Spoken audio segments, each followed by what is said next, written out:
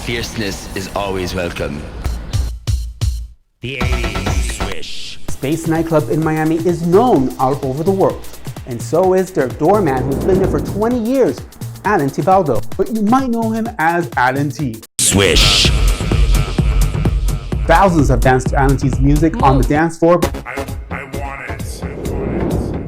because top DJ producers ask for his vocals, Switch. and they create hit after hit. Come join me as we go into the world of Alan T. Okay, everyone, we're gonna start your engine this side and that side. Your side may not be the right side. Luna.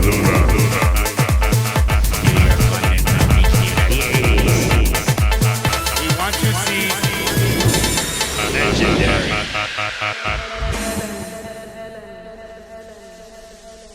Good evening and welcome to my house. The show is about to begin. Fierceness is always welcome.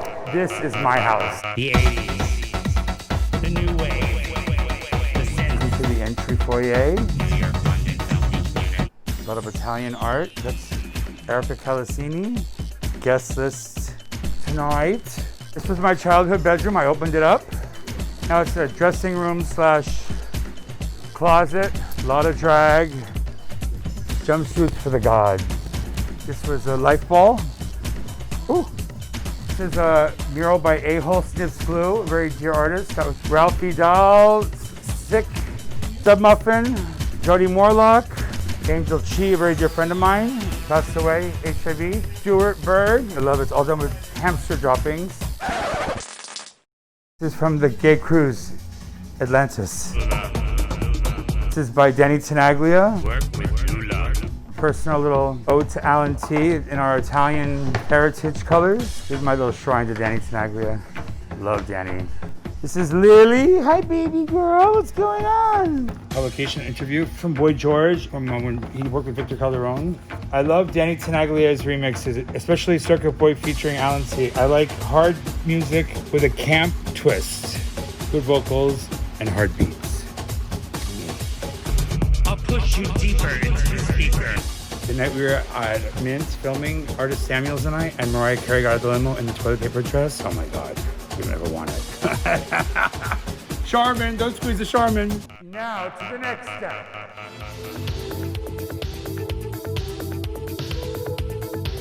I was born and raised in Miami. I was born at North Miami General Hospital, which is now the cooking school. And I went to Miami Country Day. I grew up with Michael Shula, Don Shula's son, we had a lot of celebrity kids. I was popular, I was like, knew all the hot girls, I was always with the upper echelon, if you will. We used to do like Rock Lobster. You name it, I always had the leads in the theater. It was part of my thing. It was my shtick. Graduated from UM and I went to Columbia in New York City.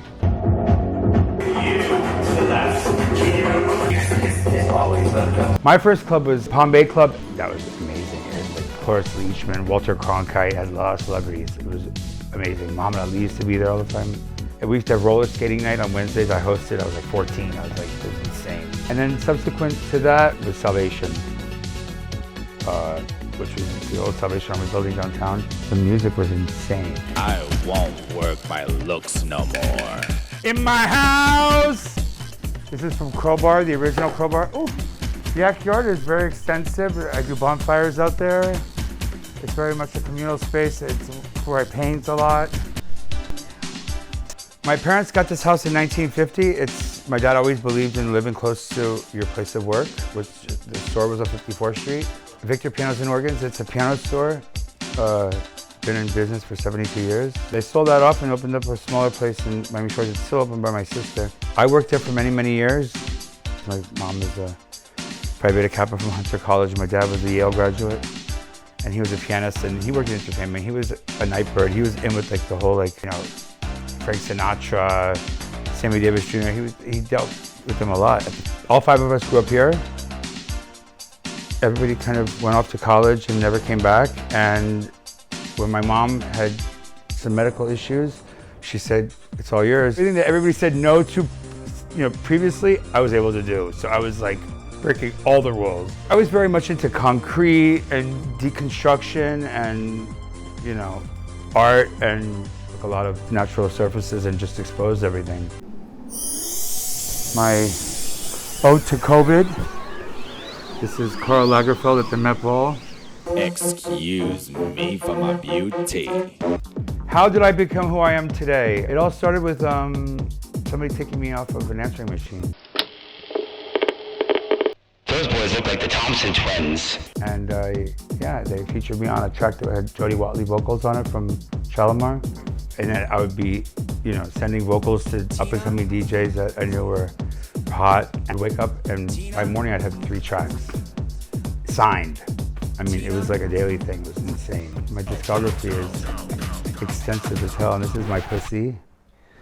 My pussy. Hi, baby. I had 1 licensing in 2001, and that just blew it up for me. Ladies and gentlemen, jonesing. I mean, the first time I performed jonesing, it was written about in Rolling Stone magazine for Space, 2001.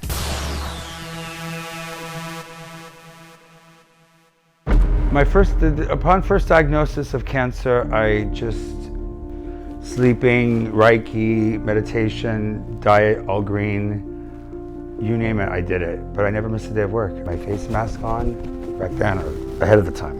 Never missed an after hours. I was diagnosed and operated on in January, early January, 2 years ago. And then by June 2nd of the same year, I was done. I hope it's gonna be alright. I literally left the radiation appointment to the airport to work matinee Vegas, 6 shifts. Gotta beat it. Yeah, it's all mindset. If you adhere to the doctrine of, you know, poor me, why me, Debbie Downer, then you're gonna bring yourself down. I was just like, you know, deal with it. You got this. I hope the music plays forever. We're gonna close the doors, honey. Time to stay the fuck home. I believed this was gonna happen. To this extent, I wouldn't have foreseen it coming to this point of complete closure worldwide. How this began for me was, I had done my birthday, which was Valentine's weekend with Marco Carolla. We had an amazing turnout. It was in the thousands. And then I did all the parties for Winter Party. Following 2 days, I was feeling like I hadn't felt before in terms of like headache and fever, but not really sick. It was just kind of a high temperature fever and a headache, which I never had before. So I immediately called, 911 and said, send me your 3 hottest paramedics. I'm off to Jackson Memorial Hospital, the only ones who have the test. They arrived in hazmat suits and done up, and I went off and I was there the whole day. I passed a panel of 15 COVIDs that they tested for. I passed all 8, and then they said at that point, there's nothing on the x-ray. Stay the fuck home. Now. Oh Lord, when will we ever reopen? Because we're like the antithesis of the social distancing and what have you, but there's a lot of human contact. I have a lot of contact with humans. I mean, from touching their documents to scanning their phones when need be, kissing, selfies. I mean, I have a lot of fans. Just pretty much, it was very shocking. It still is pretty shocking, I would say, because getting something like that back up on the ground, as much of a machine as it is, once the machine stops and isn't oiled, it takes a bit to get it back up and running. So when do I think we will return back to normal? I believe that will be determined by the first and second tier of opening establishments. I think that we're gonna be on the last tier. The last ones. We're the last. We'll be the last. It might be the fiercest time. We might get the 80s all back again. We might be like, woo, it might be the 70s all over again. Who knows? I mean, I don't know. We'll see.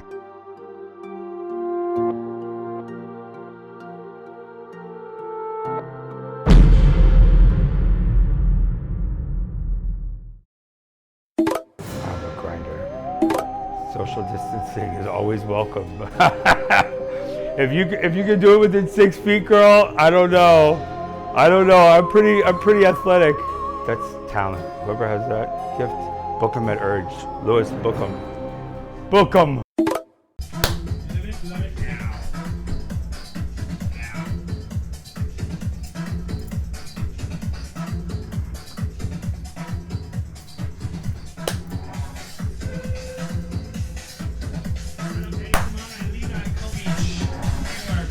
High kick. Gotta have a high kick.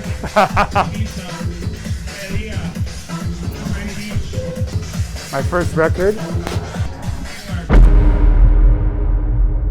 This is giving me yesterday and today.